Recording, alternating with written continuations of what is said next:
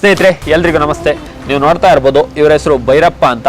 ಇವರು COPD ಎಂಬ ಕಾಯಿಲೆಯಿಂದ ಬಳಲ್ತಾ ಇದ್ದಾರೆ. ಇದು ಸಾಕಷ್ಟು ಏನಂತ ಹೇಳಿದ್ರೆ ಡ್ರಿಂಕ್ಸ್ ಮಾಡೋದ್ರಿಂದ, ಹೆವಿ ಸ್ಮೋಕ್ ಮಾಡೋದ್ರಿಂದ ಈ ಕಾಯಿಲೆ ಬರುತ್ತೆ. ನಮ್ಮ ಯುವಕರಲ್ಲಿ ಕೈ ಮುಗ್ದು ಕೇಳ್ಕೊಳ್ತಾ ಇದ್ದೀನಿ, ಏನಂತ ಹೇಳಿದ್ರೆ ಇವಾಗಿನ ಜನ್ರೇಷನಲ್ಲಿ ಯುವಕರಾಗಿರ್ಬೋದು, ಯುವತಿಯರಾಗಿರ್ಬೋದು ಸ್ಮೋಕ್ಗಳನ್ನ ಜಾಸ್ತಿ ಮಾಡ್ತಾ ಇದ್ದಾರೆ, ಡ್ರಿಂಕ್ಸ್ಗೆ ಅಡಿಕ್ಟ್ ಆಗ್ತಾ ಇದ್ದಾರೆ, ಹಲವಾರು ದುಶ್ಚಟಗಳನ್ನ ಮಾಡ್ಕೊಂಡು ಅವ್ರ ಜೀವನನ ಅವರು ಹಾಳು ಮಾಡ್ಕೊತಾ ಇದ್ದಾರೆ.